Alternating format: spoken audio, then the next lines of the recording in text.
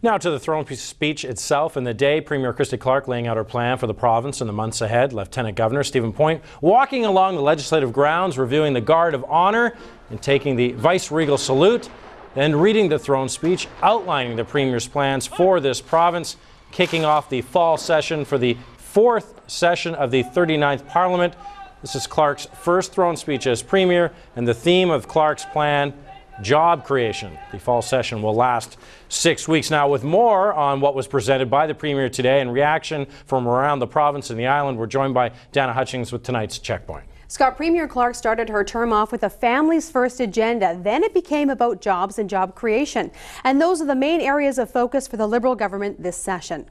Job creation is no surprise. Christy Clark has been touring the province to promote the Liberal strategy. Another focus the Liberals want is open government, including a review of all Crown corporations to begin in January. And as mentioned, the speech had a strong emphasis on families. The Liberals plan to create a new statutory holiday beginning February 2013 called Family Day. Every generation speaks of its own unique place in time, of the great forces of change bearing down upon it. We are facing monumental change.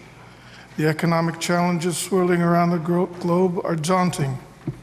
Your government must chart a course for British Columbians, a course that will create and defend jobs for families in every corner of the province.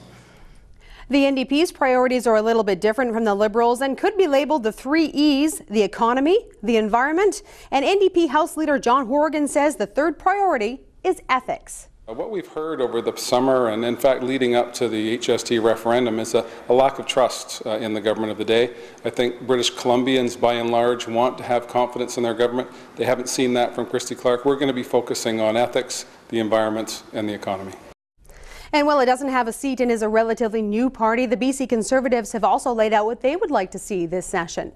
Leader John Cummins would like to see the economy be the focus, including a full-scale review of government spending to find savings. And the other area is the justice system. The Conservatives want to restore cuts made to the justice system and review the idea of a provincial police force. And that leads us to tonight's checkpoint question. Is Christy Clark's job agenda achievable, and what other issues should be dealt with this legislative session? You can tweet us at @check_news, on Facebook at facebook.com/checknews, or email checkpoint@checknews.ca. Scott, jobs and job creation remain top of mind to many. I heard from Islanders, particularly in Nanaimo, where unemployment is 12.3%, and that really is the issue there. Our checkpoint question tonight: is Christy Clark's job agenda achievable? And what other issues should be dealt with this legislative session? Here are some answers from the streets of Victoria. Look into health care and more services for children and families. And are they going to repeal the HST rapidly? More money for the arts.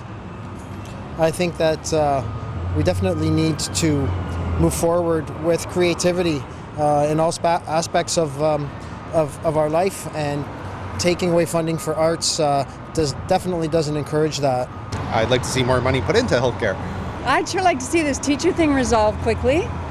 I think that's outrageous that it's carried on so long, and it's also so combative. Hopefully they can just take a breath, figure it all out, as opposed to arguing, and basically focus on helping people. That would work for me. And here are some of your social media responses. Ian Ferguson says, since Miss Clark's job agenda is to keep her job, I'd say the odds are 50-50. On Twitter, Twin Sports says unemployment, BC Ferries and ICBC are the issues he would like dealt with. Nancy Jenkins says the cost of living, property taxes, affordable housing for the middle class. And Serge Vaillancourt says a review of all Crown corporations needs to start with BC Hydro and the Smart Meter program. There is no openness there.